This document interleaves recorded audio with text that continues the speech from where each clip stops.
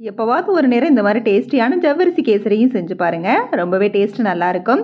அதுக்கு 1 கப் ஜவ்வரிசியை 3 மணி நேரம் ஊற வச்சிருக்கிறேன். ஊற வைக்க டைம் இல்லைன்னா நல்லா சுடுதண்ணியில் வந்து 1 மணி நேரம் ஊற வச்சா கூட போதும். நல்லா ஊறி வெந்து வந்த மாதிரி ஆயிரும். இப்போ ஒரு 3 மணி நேரம் ஊற வச்சதுக்கு அப்புறமா பார்த்தீங்கன்னா ஜவ்வரிசி ஓரளவு வந்து நல்லாவே வெந்த மாதிரி ஊறி வந்துருச்சு.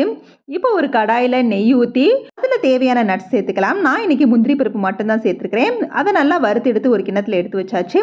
இப்போ அதே நெய்யில் வந்து ஊற வச்ச ஜவ்வரிசியை சேர்த்து நல்லா வந்து கிளறி விட்டுக்கலாம். நம்ம ஜவ்வரிசியை வறுக்க வறுக்க அதில் இருக்க தண்ணியெல்லாம் இறங்கும். ஓரளவு ஒரு 80% வெந்ததுக்கு அப்புறமா 1 கப் ஜவ்வரிசிக்கு 1 கப் சீனி வந்து சேர்த்துருக்கிறேன்.